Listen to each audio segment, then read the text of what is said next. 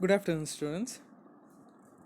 In our last class, I probably discussed some of the remaining purposes of embedded systems along with their examples. So, just I'll brief you out with only this topic.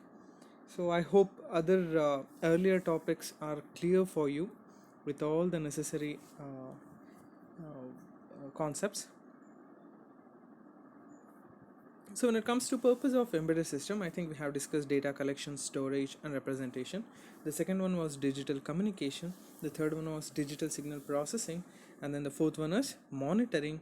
Fifth one is control. And then the last one is application specific user interface. So when it comes to data collection,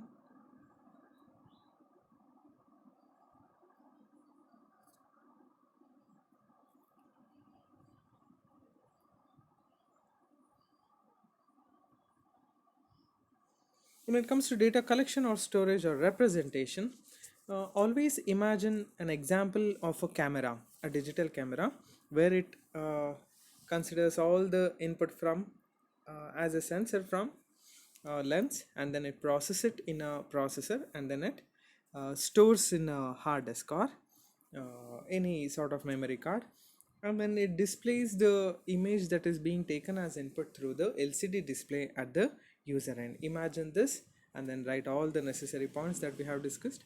And then the second one was digital communication. When it comes to communication, we can easily imagine a sender and a receiver. So here we have discussed some of the important things regarding transmission medium, how your transmission takes place, everything. Particularly when it comes to wireless transmission. So wireless transmission ಅಂತ ತಗೊಂಡಾಗ so ಅದರಲ್ಲಿ ಬರುವಂಥ important factors ಇವತ್ತಿನ ದಿನಗಳಲ್ಲಿ wireless ಟ್ರಾನ್ಸ್ಮಿಷನ್ಸಲ್ಲಿ embedded ಸಿಸ್ಟಮ್ಸ್ನ ತುಂಬ important component ಆಗಿ ಬಳಸ್ತಾರೆ. So ಅವ್ರ ಸಿಸ್ಟಮ್ ಆಗಿ ಬಳಸ್ತಾರೆ. We have to write this concept with respect to transmission medium. When it comes to data or signal processing, I think we had discussed few examples regarding signal processing, either that can be signal synthesis ಆಗಿರ್ಬೋದು, speech coding ಆಗಿರ್ಬೋದು, audio video codec ಆಗಿರ್ಬೋದು, and then also some of the transmission application.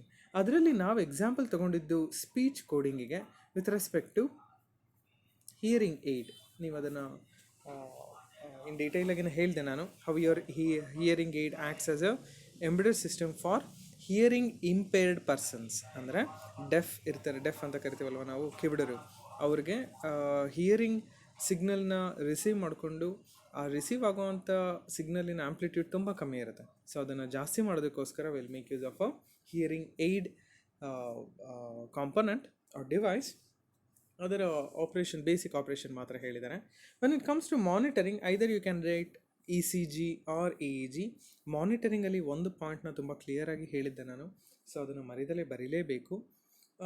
All our medical purpose embedded systems, ಮೆಡಿಕಲ್ಗೆ ಅಂತ design ಮಾಡಿರೋಂಥ ಎಲ್ಲ embedded ಸಿಸ್ಟಮ್ಗಳು monitor ಮಾಡೋದಕ್ಕೆ ಮಾತ್ರ ಇರುತ್ತವೆ ಹೊರತು ಯಾವುದು ಕೂಡ ಕಂಟ್ರೋಲಿಂಗಿಗೆ ಇರೋದಿಲ್ಲ. Best example is E C G. Electrocardiogram heart beat monitoring ಅಥವಾ ಮ್ಯಾಪಿಂಗ್ ಮಾಡುತ್ತೆ ಹೊರತು it cannot change the duration of heart beat ಡ್ಯೂರೇಷನ್ನ ಚೇಂಜ್ ಮಾಡೋದಕ್ಕೆ ಬರೋದಿಲ್ಲ ಅಂತ ಹೇಳ್ತಾರೆ. So when it comes to controlling, ಇವಾಗ ಮಾನಿಟರಿಂಗಿನ ಒಂದು ಎಕ್ಸ್ಟೆನ್ಷನ್ ಅಂತ ಹೇಳ್ಬೋದು. ಕಂಟ್ರೋಲಿಂಗಿಗೆ best example that you can give is air conditioning system.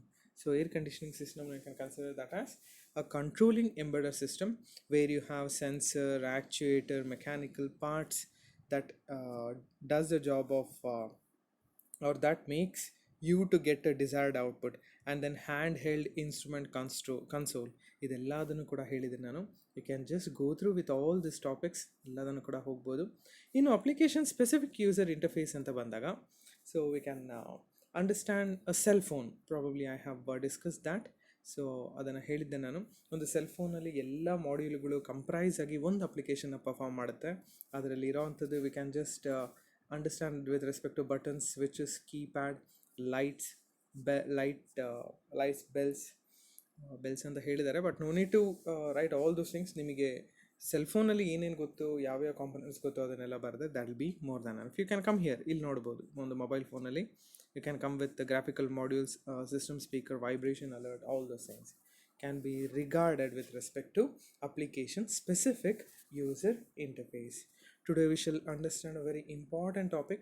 We shall analyze in detail, and then we shall study that.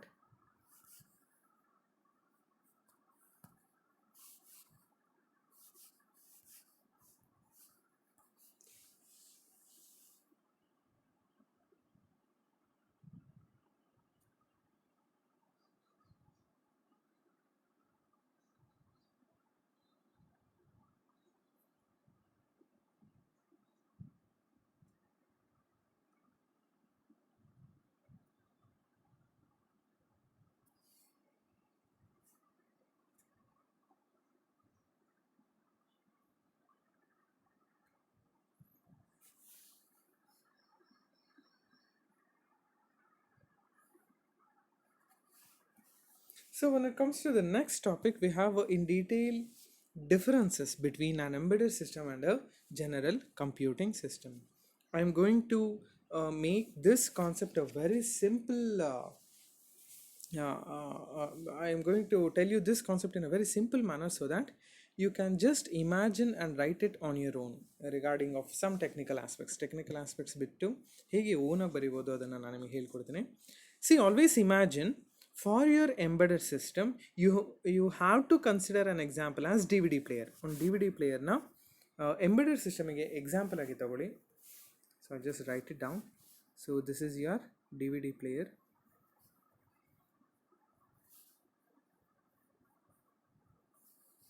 So similarly, for your embedded system, for your general purpose computing system, consider your personal computer.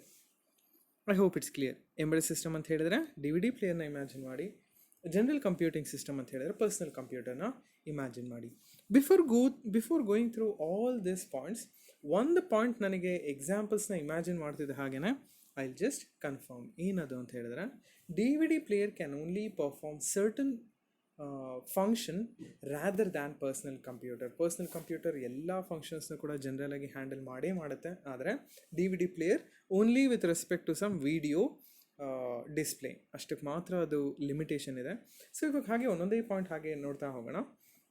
So basically first point ಅವ್ರು ಏನಂತ ಹೇಳ್ತಾ ಇದ್ದಾರೆ ಅಂದರೆ general computing system or general purpose computing system is a combination of hardware and a general purpose operating system for executing a variety of application. ಇಲ್ಲಿ ಅಪ್ಲಿಕೇಶನ್ನ oriented ಆಗಿ ನಾವು design ಮಾಡೋದಿಲ್ಲ. ಯಾವುದೋ ಒಂದು ಪರ್ಟಿಕ್ಯುಲರ್ ಅಪ್ಲಿಕೇಶನ್ಗೆ ಅಂತ ನಾವು ಕಂಪ್ಯೂಟರ್ನ ಡಿಸೈನ್ ಮಾಡಲ್ಲ. It is done for a general purpose, variety of application, ತುಂಬ ಅಪ್ಲಿಕೇಶನ್ಗಳನ್ನ ನಾನು ಡಿಸೈನ್ ಮಾಡ್ಬೋದು ಅಂಥೇಳಿ. ಇದರಲ್ಲಿರೋವಂಥ operating system it is general purpose. You can handle any such operation. ಆದರೆ ಅದನ್ನು ನಾವು ಪರ್ಸನಲ್ ಕಂಪ್ಯೂಟರಲ್ಲಿ ನೋಡ್ಬೋದು. ಅದೇ DVD ಪ್ಲೇಯರಲ್ಲಿ it is only intended to perform a specific set of application ಅಂತ ಹೇಳ್ತಾರೆ, ಅಥವಾ ಒಂದೇ ಒಂದು application. For example DVD player ಇವಾಗ ವೀಡಿಯೋನ ಡಿಸ್ಪ್ಲೇ ಮಾಡೋ ಅಂಥ ಫಂಕ್ಷನ್ನ ಮಾತ್ರ ಮಾಡುತ್ತೆ. So that is the reason, that is the first difference between a general purpose computing system and embedded system. So when it comes to the second point, it contains general purpose operating system. Yes, it's a mere repetition. ಇಲ್ಲಿ ಇನ್ನೊಂದು ಪಾಯಿಂಟ್ನ just repetition ಮಾಡಿದ್ದಾರೆ. With respect to operating system ನಾನು ನಿಮಗೆ ಕ್ಲಿಯರಾಗಿ ಹೇಳಬೇಕು ಅಂತ ಹೇಳಿದ್ರೆ, PC or general purpose computing ಸಿಸ್ಟಮಲ್ಲಿ ನಾವೇನು ಮಾಡ್ತೀವಿ, we won't design your operating system based on an application. ಒಂದೇ ಒಂದು ಅಪ್ಲಿಕೇಶನ್ಗೋಸ್ಕರ ನಾವು PC ಡಿಸೈನ್ ಮಾಡಲ್ಲ. ನಮಗೆ ಗೊತ್ತು ತುಂಬ ವೆರೈಟಿ ಆಫ್ ಆಪರೇಟಿಂಗ್ ಸಿಸ್ಟಮ್ಸ್ ಇದೆ. ಯಾವುದಾದಿದೆ, Windows 7, 8, 10. ಇವತ್ತಿನ ದಿನ 10 ತುಂಬ ವೈಡಾಗಿ ಯೂಸ್ ಮಾಡ್ತಾ ಇದ್ವಿ. ಸೊ ಲೈಕ್ ವೈಸ್ 2008ಇಂದ ಹಿಡಿದು XP, ವಿಸ್ಟಾ, ಈ ಥರ ಎಲ್ಲ ತುಂಬ ಆಪ್ರೇಟಿಂಗ್ ಸಿಸ್ಟಮ್ಸ್ ಬಂತು ವಿಂಡೋಸ್ ಪ್ಲ್ಯಾಟ್ಫಾರ್ಮ್ ಅವ್ರ ಮೈಕ್ರೋಸಾಫ್ಟ್ ಪ್ಲ್ಯಾಟ್ಫಾರ್ಮಲ್ಲಿ. ಅದೇ ರೀತಿ ನೋಡೋದಾದರೆ ಅದರ್ವೈಸ್ ಲಿನಕ್ಸ್ ಪ್ಲ್ಯಾಟ್ಫಾರ್ಮ್ಸಲ್ಲಿ ಲಯನ್ OS ಅಂತ ಬಂತು, ಮ್ಯಾಕ್ವಿಂಟಾಶ್, ಉಬುಂಟು, ಈ ಆಪ್ರೇಟಿಂಗ್ ಸಿಸ್ಟಮ್ಸ್ ಎಲ್ಲ ಬಂತು, which is regarded for a PC. ಅದೇ DVD ಪ್ಲೇಯರಲ್ಲಿ ಆಪ್ರೇಟಿಂಗ್ ಸಿಸ್ಟಮ್ ಏನೋ ಇದೆ, ನೀವೇ ನೋಡಿರ್ತೀರ, ಒಂದು ಡಿಸ್ಪ್ಲೇ ಬರುತ್ತೆ ನಿಮಗೆ. ಅದರಲ್ಲಿ ನೀವು ಯು ಕ್ಯಾನ್ ಇಂಟರಾಕ್ಟ್, ಯಾವ ಫೋಲ್ಡರ್ ಬೇಕು, ಯಾವ ವೀಡಿಯೋ ಬೇಕು, ಈ ಥರದನ್ನೆಲ್ಲ DVD ಪ್ಲೇಯರ್ಸಲ್ಲಿ ಅಥವಾ ಎಂಬೆಡೆಡ್ ಸಿಸ್ಟಮ್ಸಲ್ಲಿ ಸೆಲೆಕ್ಟ್ ಮಾಡ್ಕೋಬೋದು. ಈ ಒಂದು ವಾಷಿಂಗ್ ಮಷಿನ್ DVD ಪ್ಲೇಯರ್ ಬದಲು ನೀವೇನಾದ್ರು ವಾಷಿಂಗ್ ಮಷಿನ್ನ ಇಮ್ಯಾಜಿನ್ ಮಾಡ್ತೀರಾ ಎಕ್ಸಾಂಪಲ್ ಆಗಿ ಅಂತ ಹೇಳಿದ್ರೆ, ಅದರಲ್ಲೂ ಕೂಡ ಒಂದು ಆಪರೇಟಿಂಗ್ ಸಿಸ್ಟಮ್ ಇರುತ್ತೆ. ಒಂದು LED ಡಿಸ್ಪ್ಲೇ ಇರುತ್ತೆ, ಅದರಲ್ಲಿ ವಾಶ್ ಮಾಡ್ತಿದ್ಯಾ, ರಿನ್ಸ್ ಮಾಡ್ತಿದ್ಯಾ, ಅದೆಲ್ಲ ಹೇಳುತ್ತೆ. But it is only design for a specific application. ಅದಕ್ಕೆ ಸೆಕೆಂಡ್ ಪಾಯಿಂಟ್ ಹೇಳ್ತಾರೆ, it may or may not contain an operating system for functioning. Yes, this is a important point.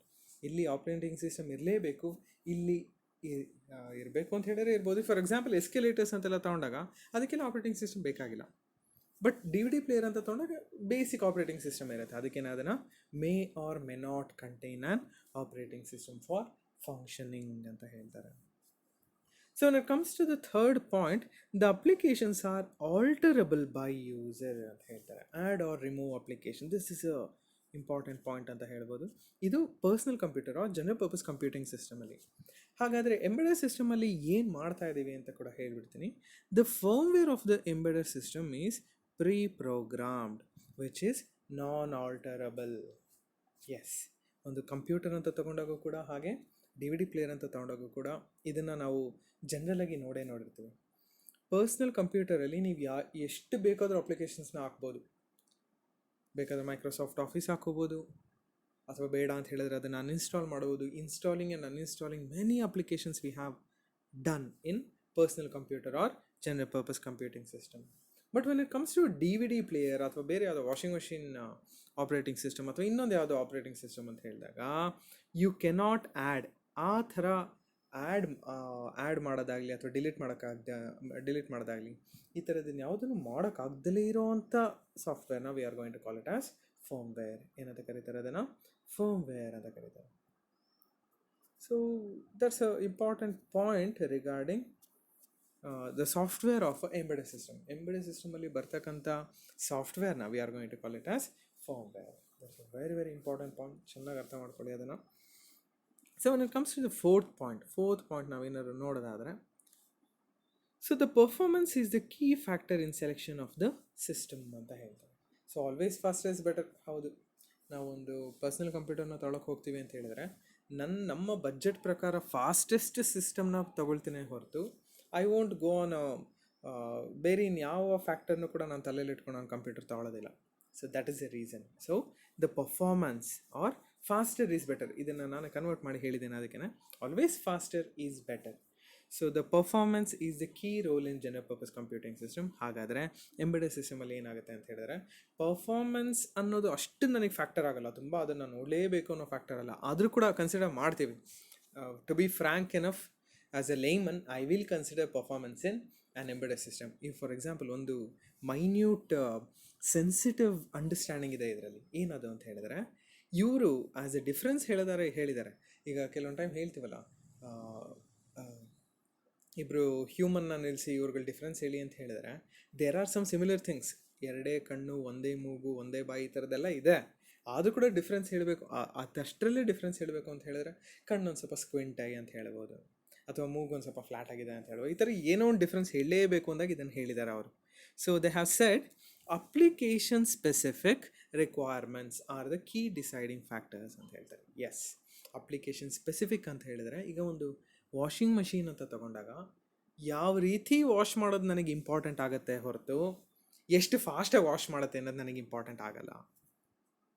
ಹಾಗಾದರೆ D V D player ಅಂತ consider ಮಾಡಿದಾಗ ಎಷ್ಟು quality picture ನನಗೆ ತೋರಿಸುತ್ತದು, ಅಥವಾ ಎಷ್ಟು features ಅದರಲ್ಲಿ ಇದೆ ಅನ್ನೋದು ನನಗೆ ಇಂಪಾರ್ಟೆಂಟ್ ಆಗುತ್ತೆ ಹೊರತು ಅದು ಎಷ್ಟು ಫಾಸ್ಟಾಗಿ ಸಿ ಡಿನ ರೀಡ್ ಮಾಡೋದಾಗಲಿ ಅಥವಾ ಬೇರೆ ಇನ್ನೊಂದೇನೋ ಮಾಡೋದಾಗಲಿ ಅದು ಇಂಪಾರ್ಟೆಂಟ್ ಆಗೋದಿಲ್ಲ. So that is the reason that they are going to tell you application specific requirements like memory, power requirements are the key deciding factor. Application ನಾವೇನು ಯೂಸ್ ಮಾಡ್ತೀವಿ ಅದರ ಮೇಲೆ ಡಿಪೆಂಡೆಂಟ್ ಆಗಿದೆ ಈ ಒಂದು ಎಂಬೆಡೆಡ್ ಸಿಸ್ಟಮ್ ಅಂತ ಹೇಳ್ತಾ ಇದ್ದಾರೆ. So I hope it's clear. ಇದರಲ್ಲಿ ಏನು ಡೌಟ್ ಇದೆ ಅಂತ ಅಂದ್ಕೊಳ್ಳೋದಿಲ್ಲ. ನಾ ಹೇಳೋ ಪಾಯಿಂಟ್ನ ನೀಟಾಗಿ ಅರ್ಥ ಮಾಡ್ಕೊಂಡು that will be more than. So ಹಾಗೆ ನೋಡೋದಾದರೆ ಯು ಹ್ಯಾವ್ ದ ಫಿಫ್ತ್ ಪಾಯಿಂಟಲ್ಲಿ ಏನಂತ ಹೇಳ್ತಾ ಇದ್ದಾರೆ ಅಂದರೆ, power management is available. Yes, ನೀವೇ ನೋಡಿರ್ಬೋದು ಒಂದು ಪರ್ಸ್ನಲ್ ಕಂಪ್ಯೂಟರಲ್ಲಿ ಸ್ಲೀಪ್ ಮೋಡ್ ಅಂತಿದೆ, ಹೈಬರ್ನೇಷನ್ ಮೋಡ್ ಅಂತಿದೆ, ಲಾಗ್ ಆಫ್ ಯೂಸರ್ ಅಂತಿದೆ, ಹಾಗೆ ರೀಸ್ಟಾರ್ಟ್ ಅಂತಿದೆ, ಹಾಗೆ ಪವರ್ ಆಫ್ ಅಂತಿದೆ. ಸೊ ಇದೆಲ್ಲದೂ ಕೂಡ ಒಂದೊಂದು ಪವರ್ ಸ್ಕೀಮ್ನ ಹ್ಯಾಂಡಲ್ ಮಾಡುತ್ತೆ. ಫಾರ್ ಎಕ್ಸಾಂಪಲ್, ಒಂದು ಎಕ್ಸಾಂಪಲ್ ನಿಮಗೆ ನಾನು ಹೇಳಲೇಬೇಕು ಅಂತ ಹೇಳಿದ್ರೆ, ಸ್ಲೀಪ್ ಮೋಡ್ ಅಂತ ಎಲ್ಲರೂ ಕೂಡ ನೋಡಿದ್ದೀರಾ. ಇನ್ಫ್ಯಾಕ್ಟ್ ಇದನ್ನು ನಾವು ಬೇಸಿಕಾಗಿ ಹೇಳೋದಾದ್ರೆ ನಿಮ್ಮ ಸೆಲ್ ಫೋನ್ಸಲ್ಲೂ ಕೂಡ ಪವರ್ ಬಟನ್ ಒಂದ್ಸಲ ಕ್ಲಿಕ್ ಮಾಡಿದ್ರೆ ಸ್ಕ್ರೀನ್ ಆಫ್ ಆಗುತ್ತೆ, ಆದರೆ ಹಿಂದೆಗಡೆ ನಡೆಯುವಂಥ ಆಪರೇಷನ್ಸ್ ನಡೀತಾನೆ ಇರುತ್ತೆ. ಫಾರ್ ಎಕ್ಸಾಂಪಲ್, ಕಾಲಿಂಗ್ ಇಂಟರ್ಫೇಸ್ ಆಗಿರ್ಬೋದು, ಅದಕ್ಕೆ ಡಿಸೈನ್ ಆಗಿರುವಂಥ ಪ್ರೋಗ್ರಾಮ್ ಅದು ರನ್ ಆಗ್ತಾನೆ ಇರುತ್ತೆ. ಸ್ಕ್ರೀನ್ ಆಫ್ ಆದರೂ ಕೂಡ ನಮಗೆ ಕಾಲ್ ಬರುತ್ತೆ, ಕಾಲ್ ರಿಸೀವ್ ಮಾಡ್ತೀವಿ, all this things will be happening. ಹಾಗೆ ಪರ್ಸ್ನಲ್ ಕಂಪ್ಯೂಟರ್ ಅಂತ ಬಂದಾಗ ನೀವೇನು ಡೌನ್ಲೋಡ್ ಮಾಡ್ತಿರ್ತೀರಾ ಅಂತ ಅಂದ್ಕೊಂಡು ಸ್ಕ್ರೀನ್ ಆಫ್ ಸ್ಲೀಪ್ ಅಂತ ಪ್ರೆಸ್ ಮಾಡಿದ್ರೂ ಕೂಡ ಹಾರ್ಡ್ವೇರ್ ಎಲ್ಲ ವರ್ಕ್ ಮಾಡ್ತಿರುತ್ತೆ, ಆದರೆ ಡಿಸ್ಪ್ಲೇ ಮಾತ್ರ ಆಫ್ ಆಗಿರುತ್ತೆ. So this is one of the power saving mode. So ಈ ಪವರ್ ಮ್ಯಾನೇಜ್ಮೆಂಟ್ ಏನಂತ ಹೇಳ್ತಾರೆ ಅಂದರೆ, ಹೇಗೆ ನಾವು ಪವರ್ನ ಸೇವ್ ಮಾಡ್ಬೋದು ಅನ್ನೋ ಒಂದು ಸಿಸ್ಟಮ್ನ ಜನರಲ್ ಪರ್ಪಸ್ ಕಂಪ್ಯೂಟಿಂಗ್ ಸಿಸ್ಟಮಲ್ಲಿದೆಯೇ ಹೊರತು ನಾವು ಎಂಬೆಡೆಡ್ ಸಿಸ್ಟಮಲ್ಲಿ ಫೋಕಸ್ ಮಾಡಲ್ಲ. ಅಂದರೆ ಅದನ್ನು ಪವರ್ ಸೇವಿಂಗ್ ಮೋಡ್ನ ಹಾಕ್ಲೇಬೇಕು ಅಥವಾ ಡಿಫ್ರೆಂಟ್ ಮೋಡ್ಸ್ ಇದೆ, ಆ ಥರದ್ದೆಲ್ಲ ಏನೂ ಇಲ್ಲ. ನೀವೇ ಡಿ ವಿ ಡಿ ಪ್ಲೇಯರಲ್ಲಿ ಆ ಥರದ್ದೆಲ್ಲ ಇರೋದಿಲ್ಲ, ನೋಡ್ಬೋದು ನೀವೇ. Just power on power of ಅಷ್ಟು ಮಾತ್ರ ಇರುತ್ತೆ. ಯಾಕೆ ಅಂತ ಹೇಳಿದ್ರೆ ಇರೋದೇ ಒಂದು ಅಪ್ಲಿಕೇಶನ್, ಅದರಲ್ಲೂ ನಾನು ಪವರ್ ಸೇವಿಂಗ್ ಅಂತ ಏನಾದ್ರು ಹೋದರೆ it will be a more complex design. Complex design leads to a costlier cost factor ಜಾಸ್ತಿ ಆಗುತ್ತೆ, ಒಂದು ಸ್ವಲ್ಪ ದುಡ್ಡು ಜಾಸ್ತಿ ಆಗಿಬಿಡುತ್ತೆ. ಸೊ ಅದು ಯಾವುದು ಕೂಡ ಆಗಬಾರ್ದು ಅಂತ ಹೇಳಿ we have considered or we have focused on application rather than all this consideration in embedded system, which is not done in personal computing or a PC. So I hope it's clear. ಅದರಲ್ಲಿ ಏನೋ doubt ಇದೆ ಅಂತ ನನಗೇನು ಅನ್ಸೋದಿಲ್ಲ. Yes, it's a basic thing, ನಾವು ಜನರಲಾಗಿ use ಮಾಡಿರ್ತೀವಿ, ನೋಡಿರ್ತೀವಿ, ಅದನ್ನು ಇನ್ನೊಂದ್ಸಲ ರಿಪೀಟ್ ಮಾಡಿದ್ದೀನಿ ಅಷ್ಟೇ. So moving on, you have the next point as ನೋಡ್ಬೋದು ನಾವಿಲ್ಲಿ.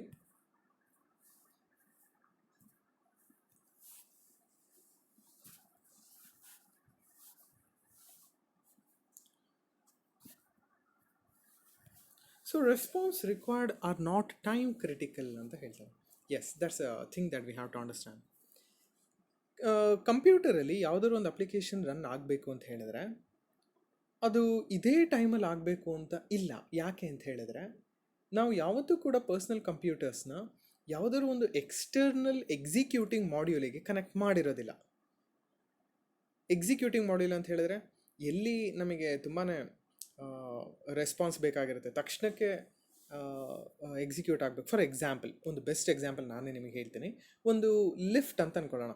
ಲಿಫ್ಟ್ನ ನಾನು ಯಾವತ್ತೂ ಕೂಡ ಕಂಪ್ಯೂಟರಿಗೆ ಕನೆಕ್ಟ್ ಮಾಡಿ ಯೂಸ್ ಮಾಡಲ್ಲ, ಅದರಲ್ಲಿ ಆಲ್ರೆಡಿ ಒಂದು ಆಪ್ರೇಟಿಂಗ್ ಸಿಸ್ಟಮ್ ಮುಂಚೆನೇ ಇನ್ಸ್ಟಾಲ್ ಮಾಡಿರ್ತೀನಿ. ಹವೆವರ್ ನಾನೇ ಹೇಳ್ಬಿಡ್ತೀನಿ, ಲಿಫ್ಟ್ ಆಪ್ರೇಟಿಂಗ್ ಸಿಸ್ಟಮ್ ಬಂದು it is based on your embedded system design ಆಗಿರುತ್ತೆ. It is not your general purpose computing system. So ಆ ಥರ ಕಂಪ್ಯೂಟರಲ್ಲಿ ಯಾವತ್ತೂ ಕೂಡ ನಾವು ರೆಸ್ಪಾನ್ಸ್ ತುಂಬ ಫಾಸ್ಟಾಗಿರಬೇಕು ಅಥವಾ ಟೈಮ್ ಕ್ರಿಟಿಕಲ್ ಅಂತ ಹೇಳಿದ್ರೆ ತಕ್ಷಣ ಔಟ್ಪುಟ್ ಬರಬೇಕು. ಅದನ್ನು we are going to call it as response required is more, ಫಾಸ್ಟಾಗಿ ಕೊಡಬೇಕು. ಆದರೆ ಎಂಬೆಡೆಡ್ ಸಿಸ್ಟಮ್, ಫಾರ್ ಎಕ್ಸಾಂಪಲ್ ನಾನೇ ಇವಾಗಿನ ಹೇಳಿದೆ, ಲಿಫ್ಟ್ ಆಗಿರ್ಬೋದು ಅಥವಾ ಏರ್ಕ್ರಾಫ್ಟ್ ಎಂಬೆಡೆಡ್ ಸಿಸ್ಟಮ್ಸ್ ಆಗಿರ್ಬೋದು, ಅಲ್ಲೆಲ್ಲ ಕಡೆನೂ ಲೈಫ್ ಡಿಪೆಂಡೆಂಟ್ ಆಗಿರುತ್ತೆ. Embedded system basically will be based on life dependent application. ಅಲ್ಲಿ ಎಲ್ಲ ಕಡೆನೂ your embedded system should be very very responsive, ತುಂಬಾ ರೆಸ್ಪಾನ್ಸಿವ್ ಆಗಿರಬೇಕು, ತುಂಬ ಫಾಸ್ಟಾಗಿ ಔಟ್ಪುಟ್ನ ಕೊಡಬೇಕು. That's the basic difference between a general purpose computing system and a embedded system. So moving on to the last point. So general purpose computing system ಬಂದು it need not to be deterministic in execution behavior. ಅದರ ಅರ್ಥ ಇಷ್ಟೇ, ಇದೇ ಥರ execute ಆಗುತ್ತೆ ಅಂತ ಹೇಳಿ ನಾನು ಹೇಳಕ್ಕೆ ಬರೋದಿಲ್ಲ. ಕಂಪ್ಯೂಟರ್ ದೇ ಮೈಟ್ ಫೇಲ್, ಕೆಲವೊಂದು ಟೈಮ್ ಫೇಲ್ ಆದರೂ ಆಗ್ಬೋದು, ಆರ್ ಎನಿಥಿಂಗ್ ಲೈಕ್ ದಟ್. ಆದರೆ when it comes to your embedded system, for hard real time ಸಿಸ್ಟಮಲ್ಲಿ ನಾವು ಇದನ್ನು ಇನ್ಸ್ಟಾಲ್ ಮಾಡಿರೋದ್ರಿಂದ ದೇ ಶುಡ್ ಬಿ ಡಿಟರ್ಮಿನಿಸ್ಟಿಕ್ ಆಗಿ ಇರಬೇಕು. ಒಂದು ಎಕ್ಸಾಂಪಲ್ ಹೇಳಿ ಸರ್ ಅಂತ ಹೇಳಿದರೆ, ಲಿಫ್ಟ್ನೇ ಕನ್ಸಿಡರ್ ಮಾಡೋಣ. ಈಗ ನಾನು 32nd ಫ್ಲೋರಲ್ಲಿ ಇರ್ತೀನಿ. ಸೊ ಅಲ್ಲಿಂದ ಗ್ರೌಂಡ್ ಫ್ಲೋರಿಗೆ ಪ್ರೆಸ್ ಮಾಡಿದ್ರೆ ಅದು ಹೋಗಿ 4th ಫ್ಲೋರಲ್ಲಿ ನಿಂತ್ಕೊಂಡ್ರೆ that's not of a use. Deterministic ಅಂತ ಹೇಳೋದಾದ್ರೆ, ಡಿಟರ್ಮಿನಿಸ್ಟಿಕ್ ಅಂತ ಹೇಳಿದ್ರೆ ನಾನು ಯಾವುದಕ್ಕೋಸ್ಕರ ಡಿಸೈನ್ ಮಾಡಿರ್ತೀನಿ ಅದಕ್ಕೋಸ್ಕರ ಮಾತ್ರ, ಅಥವಾ ಗ್ರೌಂಡ್ ಫ್ಲೋರ್ ಪ್ರೆಸ್ ಮಾಡಿದ್ರೆ ಗ್ರೌಂಡ್ ಫ್ಲೋರ್ಗೆ ಬಂದರೆ it is set to be deterministic. Ground ಫ್ಲೋರಿಗೆ ಬರದಲ್ಲೇ ಅದು ಯಾವುದೋ ಇನ್ನೊಂದು ಬೇರೆ ಫ್ಲೋರ್ಗೆ ಹೋಗ್ತಿದೆ ಅಥವಾ ಬೇರೆ ಏನೋ ಎಕ್ಸಿಕ್ಯೂಟ್ ಆಗ್ತಿದೆ ಅಂತ ಹೇಳಿದ್ರೆ ಇಟ್ ಈಸ್ ನಾಟ್ ಡಿಟರ್ಮಿನಿಸ್ಟಿಕ್. ಲಿಫ್ಟಲ್ಲಿ ಇದು ಅಷ್ಟು ತೊಂದರೆ ಆಗೋದಿಲ್ಲ. ಆದರೆ ಇಮ್ಯಾಜಿನ್ ಏರ್ಕ್ರಾಫ್ಟ್ ಅಥವಾ ಒಂದು ಏರೋಪ್ಲೇನ್ನ ಇಮ್ಯಾಜಿನ್ ಮಾಡಿ, ಅದರಲ್ಲಿ ಲ್ಯಾಂಡಿಂಗ್ ಗೇರ್ ಅಂತ ಇರುತ್ತೆ. ಆ ಲ್ಯಾಂಡಿಂಗ್ ಗೇರ್ನ ಪ್ರೆಸ್ ಮಾಡಿದ್ರೆ ವೀಲ್ಸ್ ಎಲ್ಲ ಬಂದು ಗ್ರೌಂಡಲ್ಲಿ ಇಳಿಯೋದಕ್ಕೆ ಹೆಲ್ಪ್ ಮಾಡುತ್ತೆ.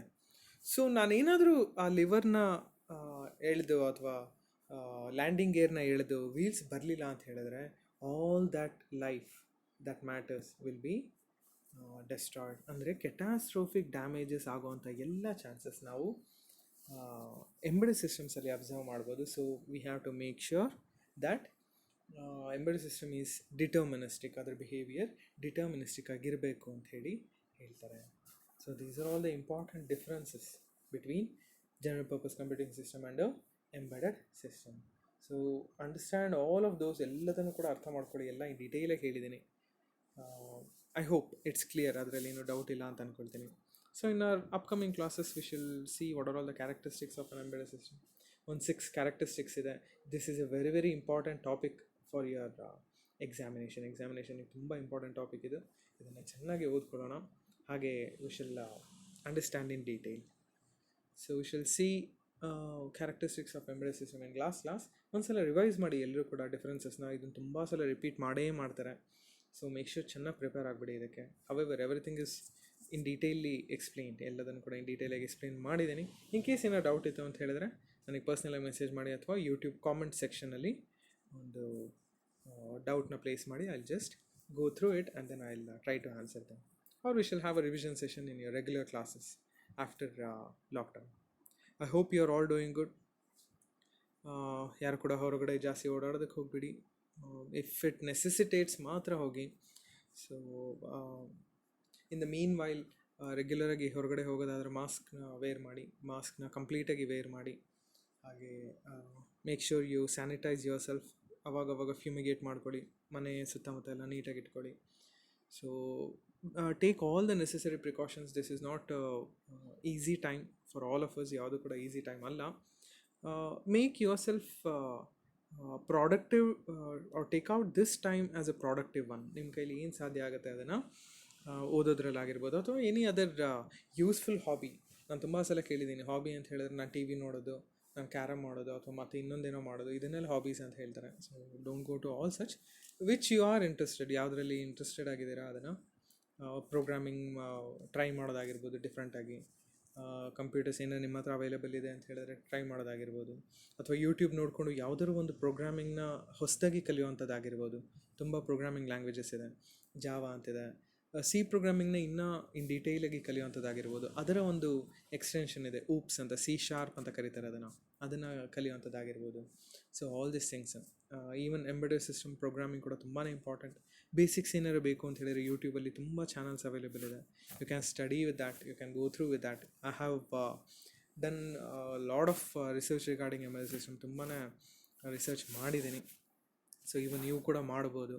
ಸೊ ನಾಲೆಜಬಲ್, ಈ ಯಾವುದೇ ಒಂದು ಸಬ್ಜೆಕ್ಟ್ ಆಗಲಿ, ಯಾವುದೇ ಒಂದು ಪ್ರೆಸೆಂಟ್ ಆನ್ಗೋಯಿಂಗ್ ಟೆಕ್ನಾಲಜಿ ಬಗ್ಗೆ ತಿಳ್ಕೊಳ್ತಾ ಹೋದಷ್ಟು, ನಾಲೆಜಬಲ್ ಆದಷ್ಟು, you will be in a more confident manner in cracking any exam ಆಗಿರ್ಬೋದು, ಅಥವಾ ಕಂಪನೀಸ್ ಆಗಿರ್ಬೋದು. So take a productive time out of it. ಇದೆಲ್ಲ ಕೂಡ ಯೂಸ್ಫುಲ್ ಟೈಮ್ ಇದು.